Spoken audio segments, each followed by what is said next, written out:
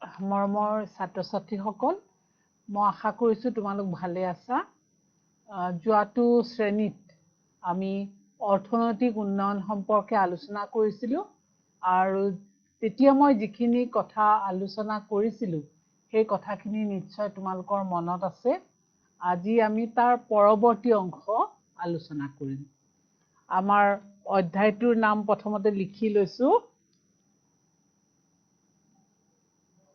তোমালোকেও লিখি লোৱা আৰু সদায় লিখি পেলাই তোমালোকে তাৰিখটো দি থবা। অৰ্থনৈতিক উন্নয়ন। আমি আলোচনা কৰি থকা অধ্যায়টো হৈছে অৰ্থনৈতিক উন্নয়ন। আৰু অৰ্থনৈতিক উন্নয়ন কাক বোলে, তাৰ লগতে আমি অৰ্থনৈতিক উন্নয়ন আৰু অৰ্থনৈতিক বিকাশ, মানৱ উন্নয়ন, এই সকলোবোৰ যে এটা বেলেগ বেলেগ বিষয়, সেই কথাটো আমি আলোচনা কৰিছিলোঁ। তাৰ লগতে আলোচনা কৰিছিলোঁ অৰ্থনৈতিক উন্নয়ন আৰু অৰ্থনৈতিক বিকাশৰ মাজত কি পাৰ্থক্য আছে, সেই কথাও নিশ্চয় তোমালোকৰ মনত আছে। আৰু তাৰ পিছত আমি আলোচনা কৰিছিলোঁ সিদিনাই যোৱাটো ক্লাছত যে মানৱ উন্নয়ন কেনেকৈ সাধিত হয়। তাৰ পিছত আমি আলোচনা কৰিছিলোঁ একেটা শ্ৰেণীতে যে মানৱ উন্নয়নৰ কি কি সূচকাংক আছে। আমি 3টা সূচকাংক পাইছিলোঁ আৰু তোমালোকৰ নিশ্চয় সেই সূচকাংক কেইটা মনত আছে। সংক্ষেপতে সেই সূচকাংক কেইটা আছিলে কি? প্ৰথমটো আছিলে প্ৰত্যাশিত আয়ু, দ্বিতীয়টো হ'ল শিক্ষা আৰু তৃতীয়টো হ'ল জীৱন ধাৰণৰ মান। গতিকে আমি সেই কথাখিনি আলোচনা কৰিছিলোৱেই। এতিয়া আমি তাৰ পৰৱৰ্তী অংশ আলোচনা কৰিম। আমি প্ৰত্যাশিত আয়ুস কি সেই কথাও তোমালোকক কোৱা হৈছিলে যে প্ৰত্যাশিত আয়ুস হ'ল যে আমি যিখিনি সময় জন্মৰ পৰা শিশু এটি কিমান বছৰলৈ জীয়াই থাকিব বুলি আশা কৰা হয়, সেইটোকে কোৱা হয় প্ৰত্যাশিত আয়ুস। এতিয়া এই আয়ুস গড় হিচাপত উলিওৱা হয়। তোমালোকৰ মনত আছে নিশ্চয় যে উন্নত দেশত এই প্ৰত্যাশিত আয়ুস বেছি আৰু অনুন্নত দেশত সেই প্ৰত্যাশিত আয়ুস কম। উন্নত দেশত স্বাস্থ্য সেৱা ঠিক সেইদৰে উন্নত আৰু অনুন্নত দেশত প্ৰয়োজনীয় স্বাস্থ্য সেৱাৰ অভাৱ, আৰু সেইকাৰণে উন্নত দেশত প্ৰত্যাশিত আয়ুস বেছি আৰু অনুন্নত দেশত প্ৰত্যাশিত আয়ুস কম। শিক্ষাৰ ক্ষেত্ৰত প্ৰাপ্তবয়স্কৰ সাক্ষৰতা প্ৰাথমিক, মাধ্যমিক আৰু অন্যান্য প্ৰশাখাসমূহৰ সৰ্বমুঠ নামভৰ্তিকৰণৰ অনুপাত নিৰ্ণয় কৰি সেই অনুপাতৰ ভিত্তিত শিক্ষাৰ বা জ্ঞানৰ স্তৰ নিৰ্ধাৰণ কৰা হয়। তোমালোকৰ এই কথা নিশ্চয় মনত আছে যে অনুন্নত দেশৰ তুলনাত আমি যে ভাগ কৰিছিলোঁ উন্নত, উন্নয়নশীল আৰু অনুন্নত, কি কথাৰ ওপৰত ভিত্তি কৰি আমি ভাগ কৰিছিলোঁ যে যিবোৰ দেশৰ জনমূৰি বেছি সেইবোৰ দেশক উন্নত দেশ বুলি কোৱা হয়, আকৌ যিবোৰ দেশৰ জনমূৰি কম সেইবোৰ দেশক অনুন্নত দেশ বুলি কোৱা হয়, আৰু যিবোৰ দেশৰ জনমূৰি আয় মাজতে, অৰ্থাৎ খুব বেছিও নহয় আৰু খুব কমো নহয়, সেইবোৰ উন্নয়নৰ দিশত যিবোৰ দেশ গৈ আছে সেইবিলাকক কি বুলি কোৱা হয়? উন্নয়নশীল দেশ বুলি কোৱা হয়। এতিয়া চোৱা যে অনুন্নত দেশৰ তুলনাত উন্নত দেশৰ শিক্ষা ব্যৱস্থাও উন্নত। উন্নত মানে সকলো দিশতে উন্নত। শিক্ষা ব্যৱস্থা, স্বাস্থ্য যিদৰে উন্নত ঠিক সেইদৰে শিক্ষা ব্যৱস্থা উন্নত। আৰু তাৰ লগতে আৰু এটা কথা যে জীৱন ধাৰণৰ মানো উন্নত দেশত উন্নত হয়। জীৱন ধাৰণৰ মানৰ ইংৰাজী প্ৰতিশব্দটো হৈছে ষ্টেণ্ডাৰ্ড অফ লিভিং, যে মানুহে কেনেকুৱাকৈ জীৱনটো নিয়াব, কেনেকৈ জীৱনটো যাপন কৰিব, সেইটোকে কোৱা হয় জীৱন ধাৰণৰ মান। আৰু সেই জীৱন ধাৰণৰ মান উন্নত দেশত ভাল, আকৌ অনুন্নত দেশত মানুহৰ জীৱন ধাৰণৰ মান আশা কৰা ধৰণে নহয় বা ভাল নহয় বুলি আমি ক'ব পাৰোঁ। এতিয়া কথা হ'ল যে অনুন্নত শিক্ষা ব্যৱস্থা আৰু প্ৰয়োজনীয় স্বাস্থ্য সেৱাৰ অভাৱে জীৱন যাত্ৰাৰ মান উন্নীতকৰণত বাধাৰ সৃষ্টি কৰে। জীৱন যাত্ৰাৰ মান উন্নীতকৰণত বাধাৰ সৃষ্টি কৰা কাৰক কি? যে দৰিদ্ৰতা, তাৰপিছত অনুন্নত শিক্ষা ব্যৱস্থা আৰু প্ৰয়োজনীয় স্বাস্থ্য সেৱাৰ অভাৱে মানুহৰ জীৱন ধাৰণৰ মান অনুন্নত কৰে। এতিয়া যদি তোমালোকে মোক প্ৰশ্ন কৰা যে দৰিদ্ৰ কোনসকল লোক? যিসকল লোকে দুবেলা দুমুঠি পেট ভৰাই ভাত খাব নোৱাৰে বা যিসকল লোকে নিজৰ প্ৰয়োজনীয় অত্যাৱশ্যকীয় সামগ্ৰীখিনি সংগ্ৰহ কৰিব নোৱাৰে, সেইসকল লোককে আমি দৰিদ্ৰ বুলি কওঁ। গতিকে দৰিদ্ৰতাৰ সংজ্ঞা আমি সংক্ষেপতে এনেকৈ ক'ব পাৰোঁ, যিয়ে নিজৰ প্ৰয়োজনীয় অভাৱখিনি পূৰণ কৰিব নোৱাৰে। প্ৰয়োজনীয় মানে কি? ন্যূনতম প্ৰয়োজনীয়, যে খাবৰ কাৰণে অন্ততঃ এসাঁজ ভাত, পিন্ধিবৰ কাৰণে এসাঁজ কাপোৰ আৰু থাকিবলৈ এটা ঘৰ বা চাৰি বেৰৰ যি প্ৰয়োজন হয়, সেইখিনিয়েই হৈছে মানুহৰ জীৱনৰ ন্যূনতম প্ৰয়োজন। বাস্তৱিকতে মানৱ উন্নয়নে, আমি যদি মানৱ উন্নয়নৰ কথালৈ আহোঁ, মানৱ উন্নয়নে জনসাধাৰণৰ সামূহিক পচন্দৰ বিস্তাৰ সাধন হোৱাটো বিচাৰে। যে মানৱ উন্নয়নে মানুহৰ জনসাধাৰণৰ সামূহিক পচন্দৰ বিস্তাৰ সাধন হোৱাটো বুজায়। বিভিন্ন ব্যক্তিৰ পচন্দ অপচন্দ, সকলো ব্যক্তিৰ পচন্দ অপচন্দ বেলেগ বেলেগ হয়। মানুহভেদে পচন্দ অপচন্দ বেলেগ বেলেগ হয় আৰু ভাল বেয়াৰ ওপৰত ভিত্তি কৰি, ভাল আৰু বেয়াৰ ওপৰত ভিত্তি কৰি সমষ্টিৰ সামূহিক পচন্দ নিৰ্ণয় কৰা হয়। ভাল বেয়াৰ ওপৰত নিৰ্ভৰ কৰি, ভিত্তি কৰি, নিৰ্ভৰ কৰি মানে কি? ভিত্তি কৰি, ভাল বেয়াৰ ওপৰত ভিত্তি কৰি মানুহৰ সামূহিক পচন্দ নিৰ্ণয় কৰা হয়। মানৱ উন্নয়নৰ মধ্যভূমি হ'ল জনসাধাৰণ। মানৱ উন্নয়নৰ যদি আমি মধ্যভূমিৰ কথা কওঁ, তেতিয়াহ'লে সেই মধ্যবিন্দু, মানৱ উন্নয়নৰ মধ্যবিন্দু বুলি যদি আমি কওঁ, কাক ক'ম? যে মানৱ উন্নয়নৰ মধ্যবিন্দু হ'ল জনসাধাৰণ, কাৰিকৰী সূত্ৰ আৰু ধাৰণাসমূহ। আচলতে মধ্যবিন্দু বুলি আমি জনসাধাৰণক কওঁ যদিও, আচলতে বাস্তৱিকতে মানৱ উন্নয়নৰ মানে যি মধ্যমণি, সেই মধ্যমণি জনসাধাৰণ নতুবা কাৰিকৰী সূত্ৰ বা ধাৰণাসমূহ নহয়। কি কাৰণে নহয়? যে আমি যদি অৰ্থনৈতিক বিকাশ আৰু মানৱ উন্নয়নৰ মাজত পাৰ্থক্য, তোমালোকে এই কথাটো লিখি ল'ব পাৰা, যে অৰ্থনৈতিক বিকাশ,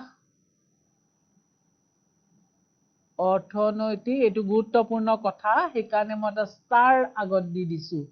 অৰ্থনৈতিক বিকাশ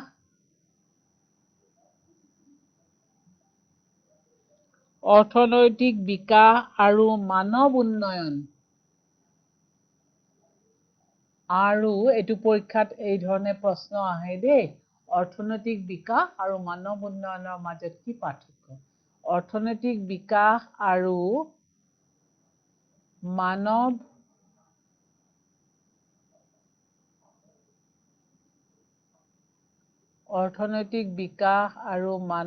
উন্নয়নৰ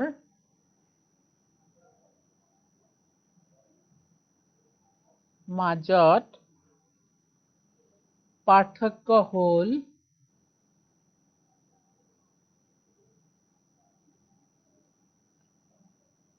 অৰ্থনৈতিক বিকাশ আৰু মানৱ উন্নয়নৰ মাজত পাৰ্থক্য হ'ল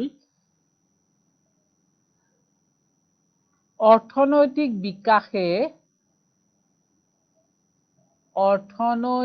বিকাশে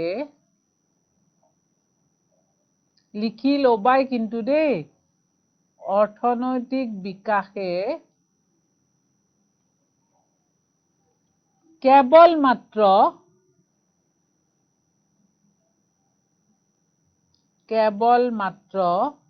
অৰ্থনৈতিক বিকাশে কেৱল মাত্ৰ এটা পছন্দৰ উল্লেখ কৰে। এটা পছন্দৰ উল্লেখ কৰে।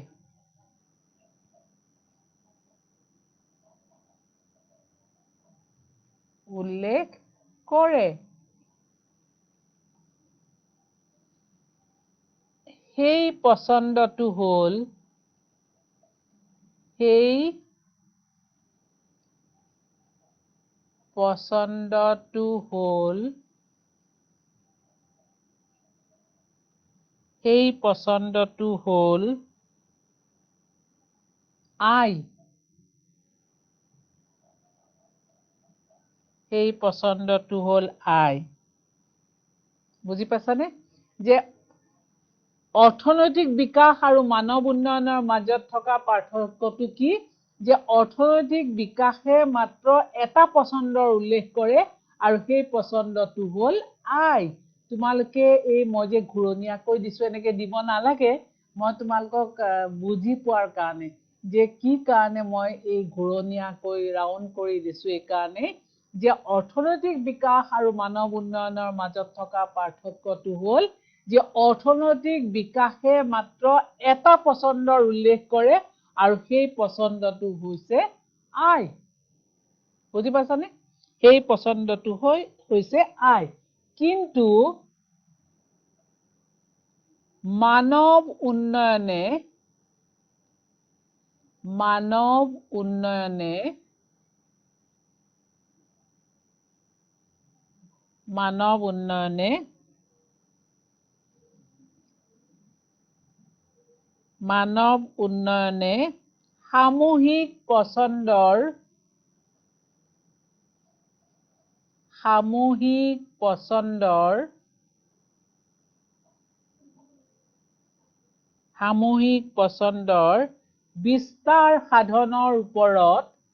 সামূহিক পছন্দৰ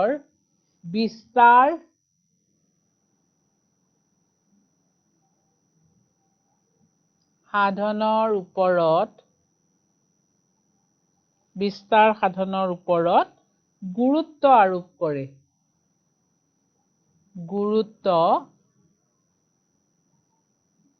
মোৰ আখৰ ধৰিব পাৰিছানে তোমালোকে? গুৰুত্ব আৰোপ কৰে। বুজি পাইছানে এতিয়া পাৰ্থক্যটো? যে ইয়াতে মাত্ৰ এটা পছন্দৰ উল্লেখ কৰে আৰু সেই পছন্দটো হৈছে আয়। কিন্তু মানৱ উন্নয়নে সামূহিক পছন্দৰ বিস্তাৰ সাধনৰ ওপৰত গুৰুত্ব আৰোপ কৰে। এই যে আমি সামূহিক পছন্দৰ কথা কলো, লিখি লৈছা, মই মোহাৰি দিব পাৰো। আমি যে সামূহিক পছন্দৰ কথা কলো, সামূহিক পছন্দ বা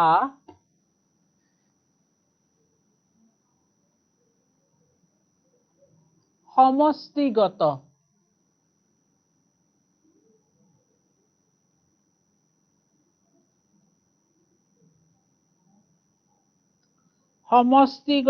পছন্দই সামাজিক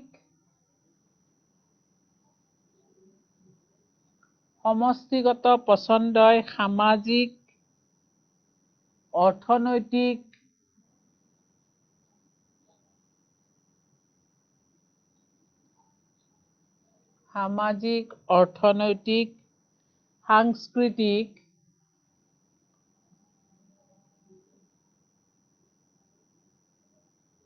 সাংস্কৃতিক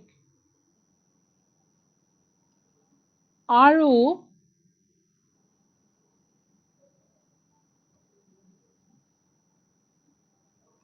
ৰাজনৈতিক পছন্দ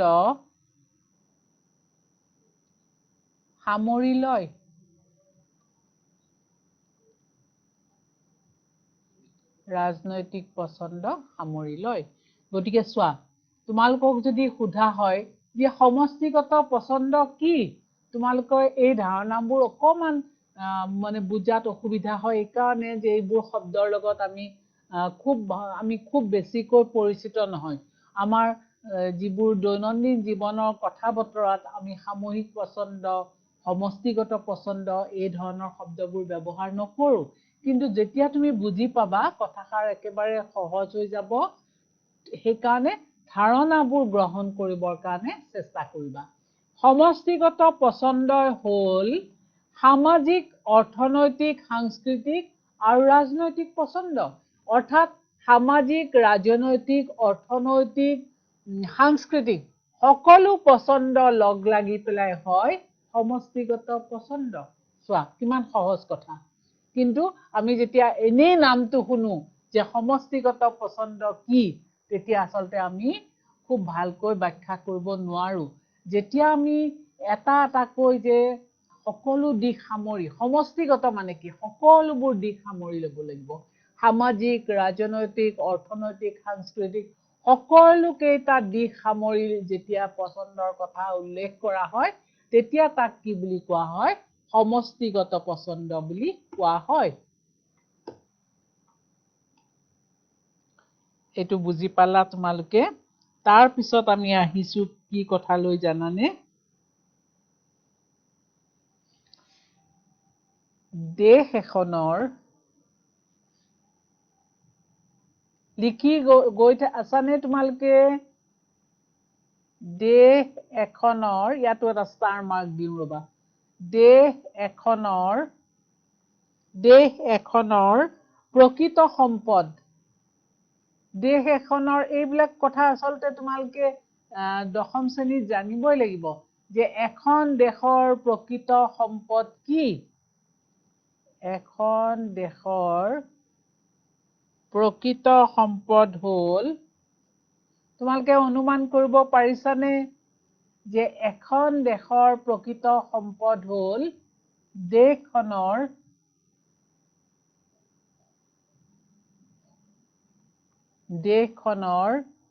জনসাধাৰণ। লিখি যাবা, দেশখনৰ জনসাধাৰণ আৰু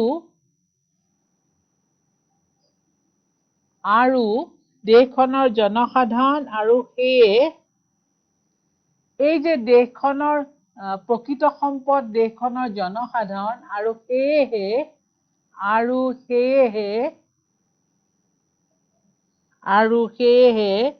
পণ্য মানে কি জানা নহয়? পণ্য বা সামগ্ৰী। পণ্য বা সামগ্ৰী আমি সহজ ভাষাত বস্তু বুলি কওঁ। পণ্য বা সামগ্ৰী উৎপাদনৰ ওপৰতেই গুৰুত্ব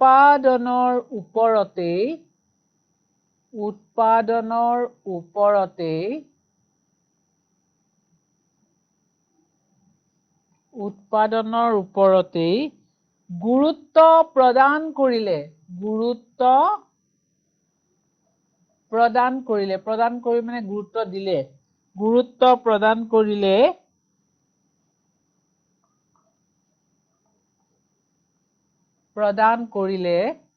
জনসাধাৰণৰ জীৱন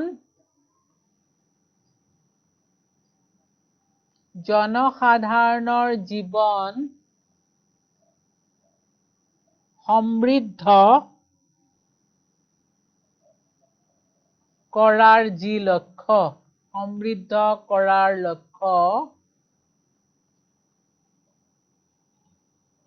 লক্ষ্য, বৈশিষ্ট্যহীন হৈ পৰিব। বৈশিষ্ট্য মানে তাৰ একো বিশেষ গুৰুত্ব নোহোৱা হ'ব।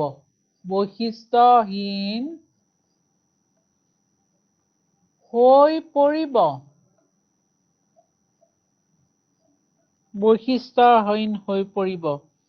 আৰু সেইকাৰণে মানৱ উন্নয়নৰ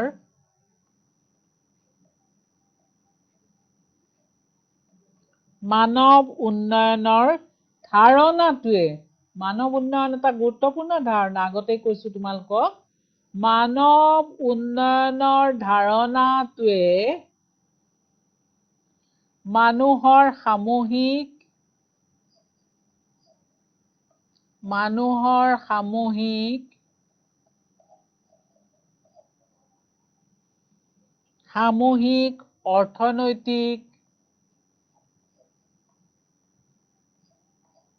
সামূহিক অৰ্থনৈতিক সামাজিক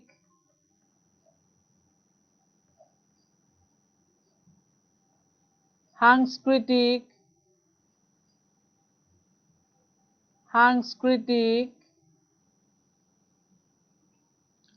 আৰু ৰাজনৈতিক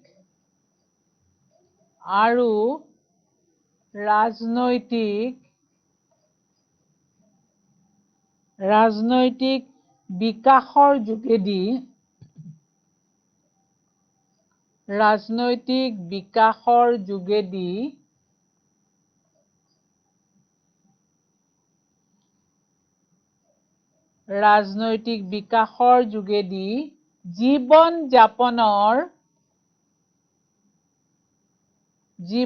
যাপনৰ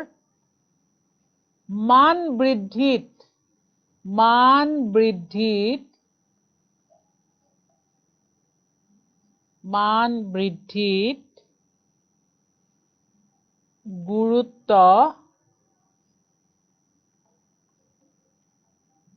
আৰোপ কৰা হয়।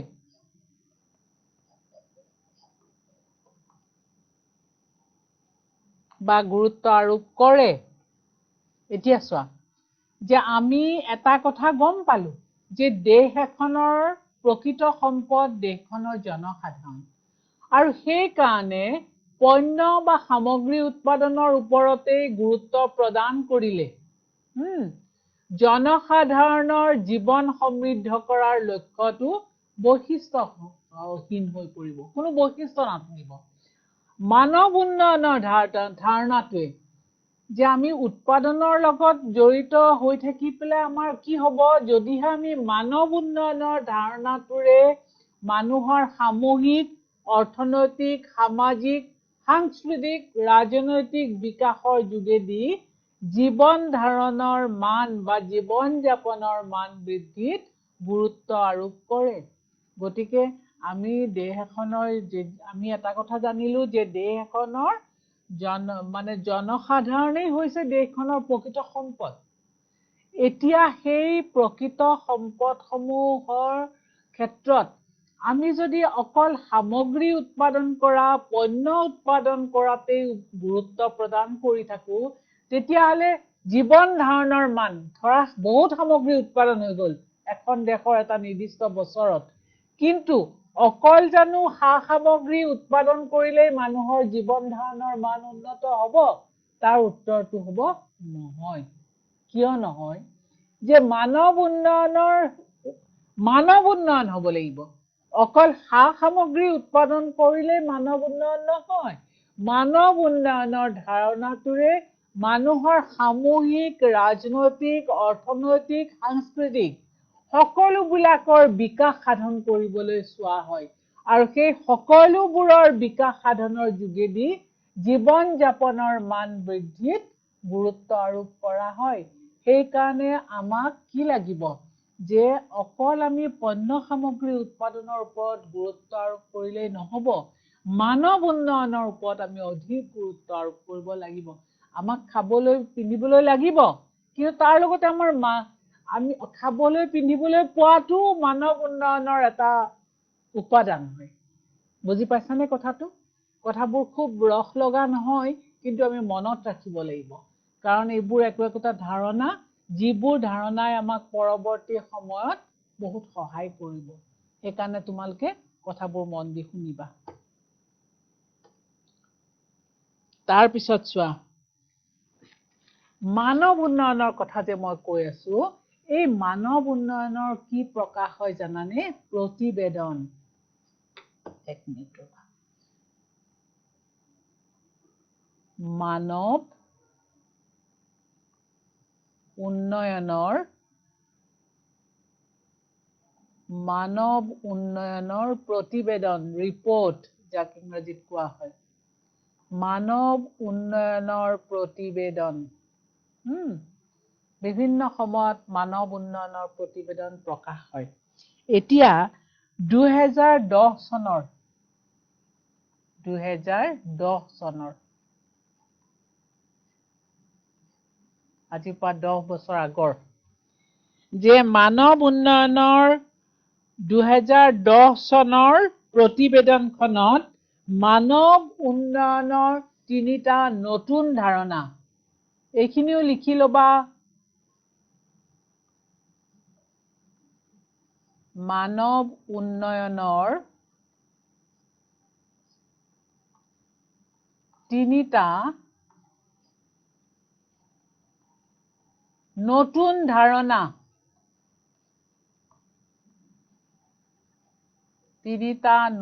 ধাৰণা কি কৰা হৈছিলে সন্নিবিষ্ট কৰা হৈছে ক'ত সন্নিবিষ্ট কৰা হৈছে 2010 চনৰ মানৱ উন্নয়নৰ প্ৰতিবেদনত তিনিটা নতুন ধাৰণা সন্নিবিষ্ট কৰা হৈছে আমি এতিয়া সেই ধাৰণা কেইটালৈ যাম সন্নিবিষ্ট কৰা হৈছে আমি ইয়াৰ আগতো এটা ষ্টাৰ মাৰ্ক দি থৈছো কিয় জানানে এইবিলাক প্ৰত্যেককে এটা অতি গুৰুত্বপূৰ্ণ বাক্য অতি গুৰুত্বপূৰ্ণ ধাৰণা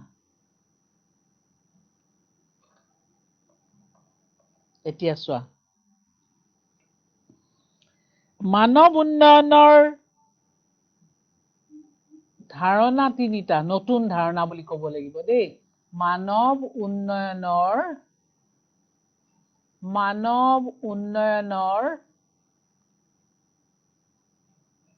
নতুন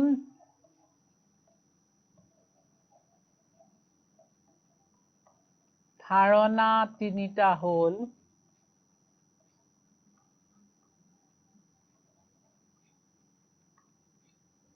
মানৱ উন্নয়নৰ নতুন ধাৰণা তিনিটা হ'ল এক নম্বৰ দি লিখিবা বৈষম্য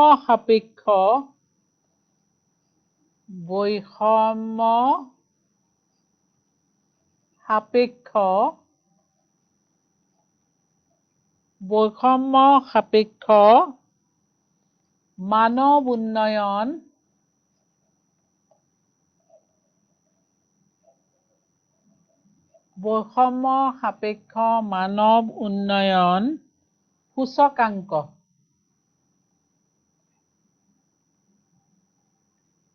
বৈষম্য সাপেক্ষ মানৱ উন্নয়ন সূচকাংক নতুন ধাৰণাৰ এটা ধাৰণা আমি এটা পালো যে বৈষম্য সাপেক্ষ মানে তাত বৈষম্য থাকিব পাৰে মানৱ উন্নয়ন সূচকাংক দ্বিতীয়টো হ'ল লিংগ বৈষম্য সূচকাংক লিংগ বৈষম্য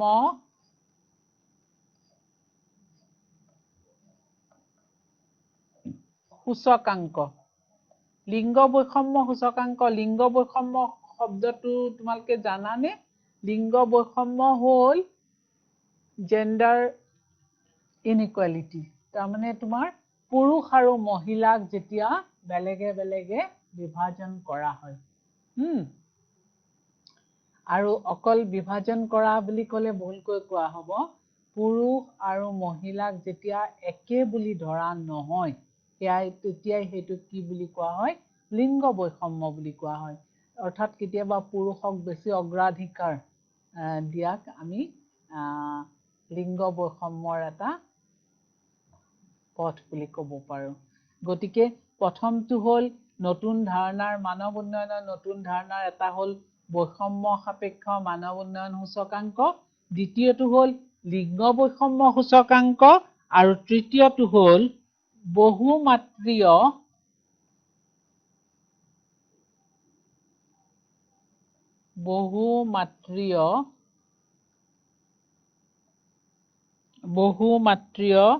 দৰিদ্ৰ সূচকাংক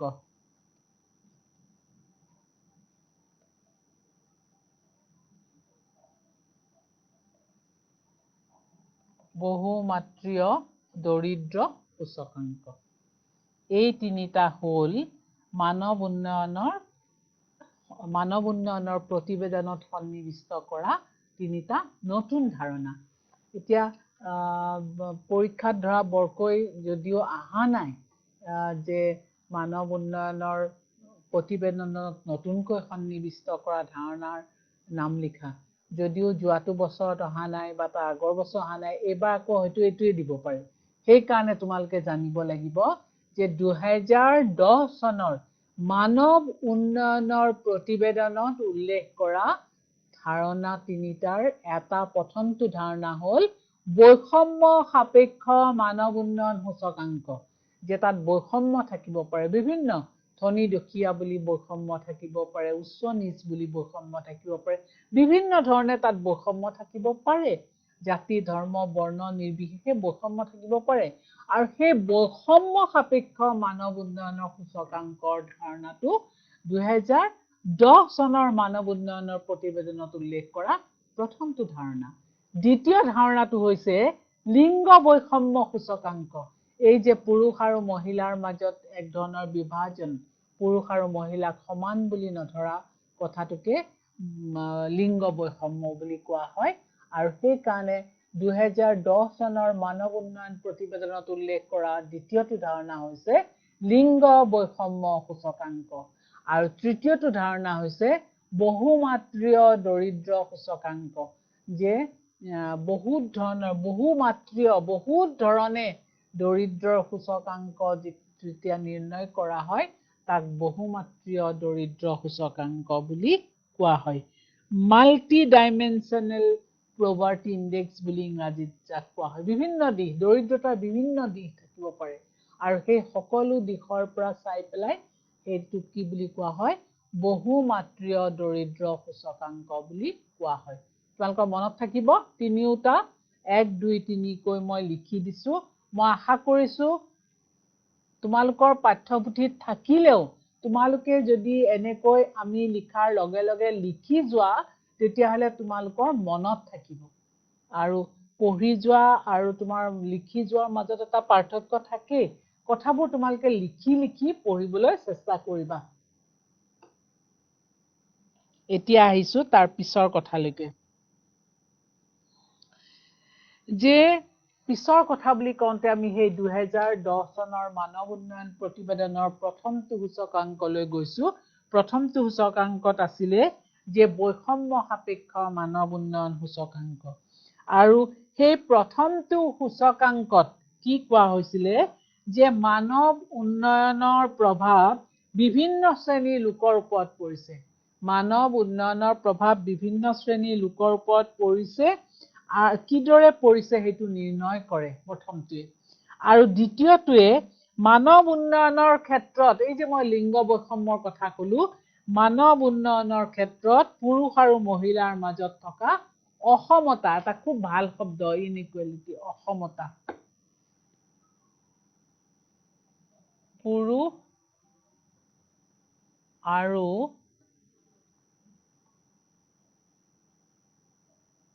মহিলাৰ মাজত থকা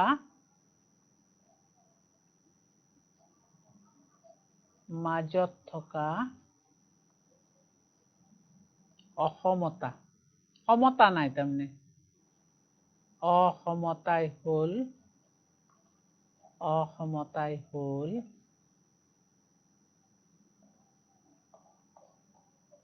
লিংগ বৈষম্য।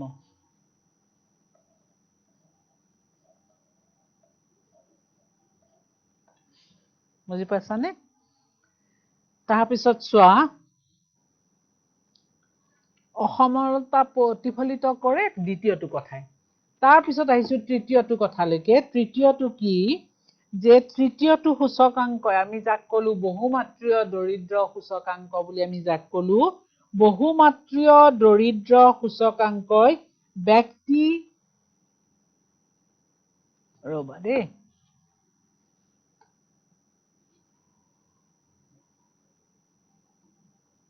বহুমাত্ৰীয়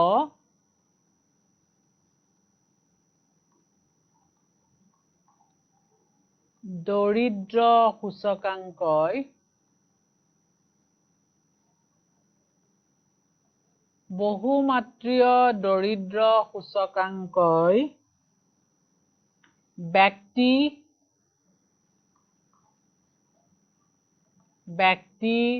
পৰিয়াল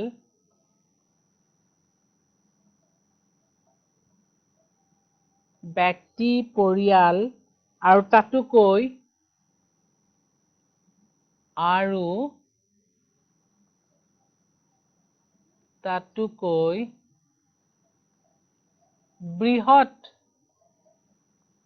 তাতোকৈ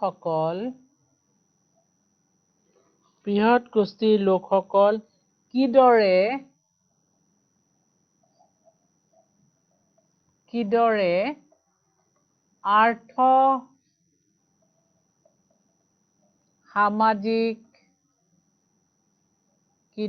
আৰ্থ সামাজিক সুবিধাসমূহৰ পৰা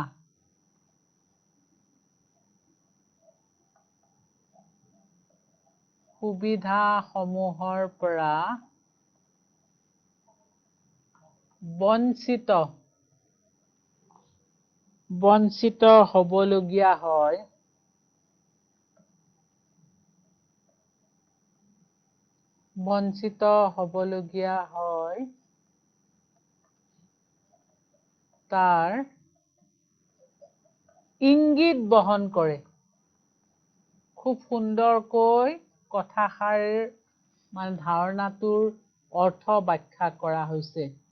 কেনেকৈ যে বহুমাত্ৰীয় দৰিদ্ৰ সূচকাংকই ব্যক্তি পৰিয়াল আৰু তাতোকৈ বৃহৎ গোষ্ঠীৰ লোকসকল কিদৰে আৰ্থ-সামাজিক সুবিধাসমূহৰ পৰা বঞ্চিত হ'বলগীয়া হয় তাৰ ইংগিত বহন কৰে বহুমাত্ৰীয় দৰিদ্ৰ সূচকাংকই। বুজি পাইছা নহয়? তাৰ পিছত চোৱা, তাৰ পিছৰ কথালৈ আমি আহিছো। এয়া হৈছে তাৰ পিছৰ ধাৰণা।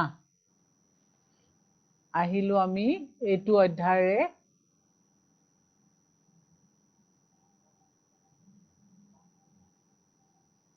অৰ্থনৈতিক পৰিকল্পনা।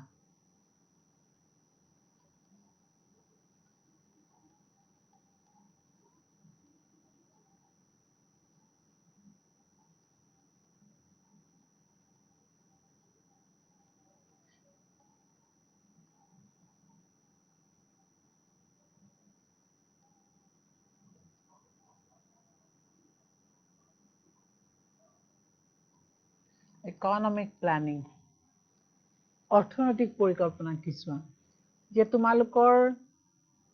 তুমি এটা পৰিয়ালৰ এগৰাকী সদস্য, হয়নে?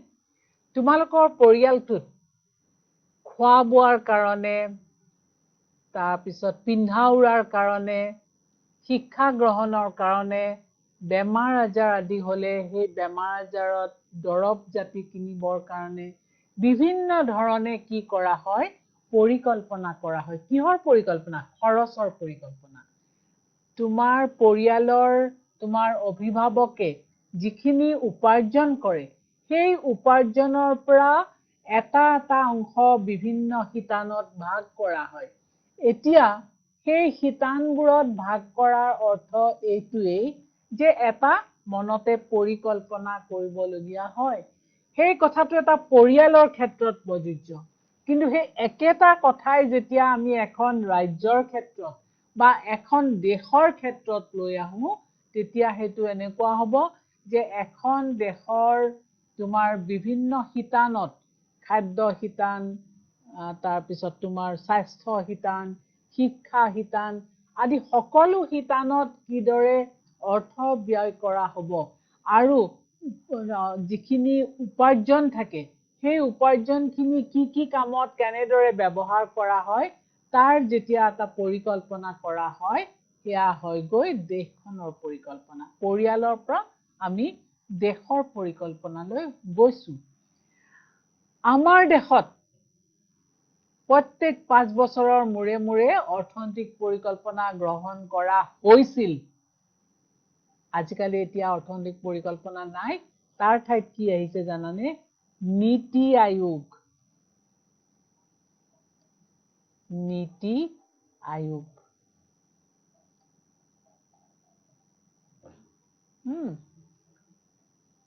এতিয়া চোৱা যে অৰ্থনৈতিক পৰিকল্পনা যদিও আমাৰ দেশত এতিয়া প্ৰযোজ্য নহয়, কিন্তু আমি অৰ্থনৈতিক পৰিকল্পনা সম্পৰ্কে জানিব লাগিব, ইকনমিক প্লেনিং সম্পৰ্কে জানিব লাগিব, যে অৰ্থনৈতিক পৰিকল্পনা এটা আয়োগ থাকে, প্লেনিং কমিশ্যন বুলি যাক ইংৰাজীত কোৱা হয়। সেই অৰ্থনৈতিক পৰিকল্পনা আয়োগে আমাৰ দেশখনৰ কাৰণে বিভিন্ন ধৰা এতিয়া 5 বছৰৰ মূৰে মূৰে আমাৰ দেশত হয় যে 5 বছৰৰ মূৰে মূৰে কিছুমান পৰিকল্পনা হাতত লৈছিলে। প্ৰথম পৰিকল্পনাৰ পৰা একেবাৰে তোমাৰ দ্বাদশ পৰিকল্পনা, ত্ৰয়োদশ, চতুৰ্থ পৰিকল্পনা পৰ্যন্ত আগবাঢ়িছিলে, ত্ৰয়োদশলৈকে গৈছিলে। দ্বাদশতে আমি দ্বাদশৰ কথাই তোমালোকক আমি কম, কাৰণ প্ৰথম পৰিকল্পনাৰ পৰা দ্বাদশ পৰিকল্পনালৈকে উল্লেখ আছে। যদিও ত্ৰয়োদশ পৰিকল্পনাৰ কাম হাতত লোৱা হৈছিলে, কিন্তু ইতিমধ্যে অৰ্থনৈতিক পৰিকল্পনা গোটেই ধাৰণাটোৱে সলনি হৈ পেলাই সেই ধাৰণা হ'লগৈ নীতি আয়োগ।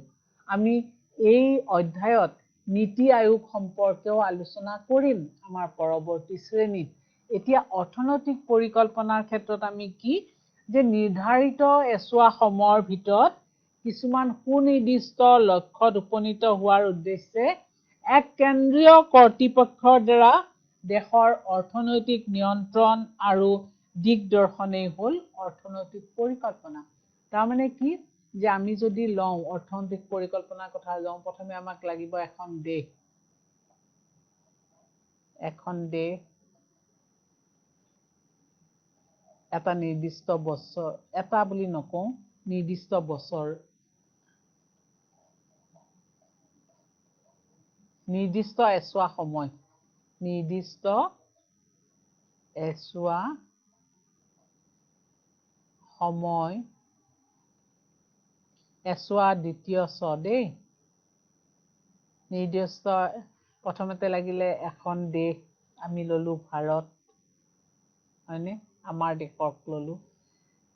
নিৰ্দিষ্ট এছোৱা সময় আমি ললো, যিকোনো সময় ল'ব পাৰা এতিয়া যে 2010ৰ পৰা 2015, এইটো এনেই এটা সংখ্যাটো ধৰিছোহে আৰু। নিৰ্দিষ্ট এছোৱা সময়, তাৰপিছত নিৰ্দিষ্ট কিছুমান লক্ষ্য, নিৰ্দিষ্ট লক্ষ্য লাগিব, বুজি পাইছা? আৰু কি লাগিব? কেন্দ্ৰীয়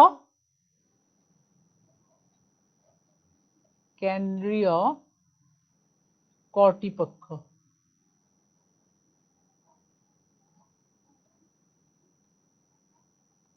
কেন্দ্ৰীয় কৰ্তৃপক্ষ। এতিয়া এই সকলোকেইটা কথা মিলি যে নিৰ্ধাৰিত এটা সময়ৰ ভিতৰত এখন দেশে যেতিয়া কিছুমান সুনিৰ্দিষ্ট লক্ষ্যত উপনীত হোৱাৰ বাবে চেষ্টা কৰে, সুনিৰ্দিষ্ট লক্ষ্যত উপনীত হোৱাৰ বাবে চেষ্টা কৰে, তেতিয়া তাকেই কি বুলি কোৱা হয়? সেই অনুসৰি যি পৰিকল্পনা আৰম্ভ কৰে তাকেই কোৱা হয় অৰ্থনৈতিক পৰিকল্পনা। গতিকে আজিলৈ তোমালোকৰ শ্ৰেণী ইমানতে সামৰিছো। আশা কৰিছো তোমালোকে বুজি পাইছা, আৰু পৰৱৰ্তী শ্ৰেণীত ইয়াৰ পৰৱৰ্তী অংশ আমি আলোচনা কৰিম। তোমালোকে ভালে থাকা, কুশলে থাকা। ধন্যবাদ।